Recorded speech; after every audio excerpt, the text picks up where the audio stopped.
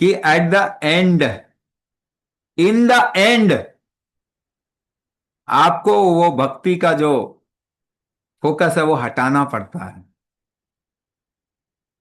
रामकृष्ण परमहंस की कहानी है, काली उनके दर्शन में आती थी, और जब तोतापुरी जो उनके गुरु थे वो आए, तो रामकृष्ण परमहंस बोलते हैं कि मुझे तो काली दर्शन देती हैं, मगर फिर कहीं पेनफुल है वो पार्ट।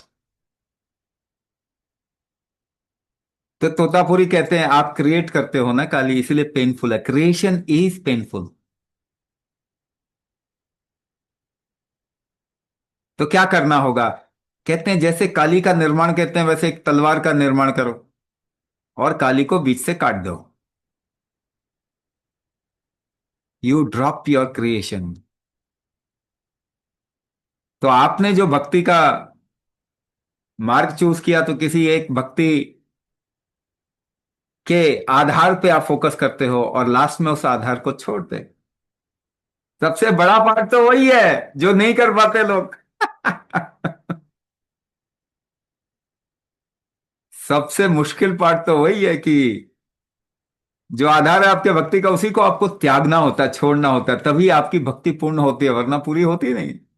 कुछ भी कर लो। इसीलिए there is a huge catch in bhakti marg. बहुत बड़ा कैच है भक्ति मार्ग में। उससे आपको जीवन में थोड़ी आसानी मिल जाएगी, जीवन में थोड़े दुख दर्द, क्योंकि आप फिर छोड़ दोगे उसके ऊपर। But that is life, not मुक्ति। तो इसीलिए भक्ति मार्ग लोग ज्यादातर चूज करते हैं जीवन जीने को, आसान बनाने को। बट वो तो ऐसा ही है जैसे आपने पेन किलर खा लिया।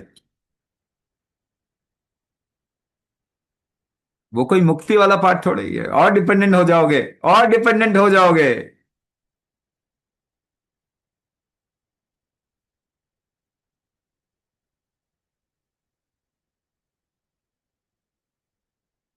ये सारे भ्रम हैं, ये सारे भ्रम हैं, और साफ भ्रम है।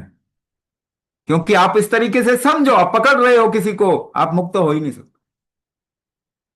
पॉसिबल ही नहीं है, पॉसिबल ही नहीं है। और ये पार्ट मैंने आपको इतने आसान भाषा में समझाया, अब आपको समझना चाहिए ये बात। मैं नहीं कह रहा कि आप डिबेट करो किसी को जाके, डिबेट करने से कुछ नहीं होता। मगर आप समझिए कि वो क्या कर रहे हैं। भक्ति की पराकाष्ठा कब होती है? जब आप जिसकी भक्ति करते हैं उसको त्यागते हैं, तभी मुक्ति है, वरना तो और बन जाएंगे। यही सबसे बड़ा कैच है भक्ति का, और बन जाएंगे।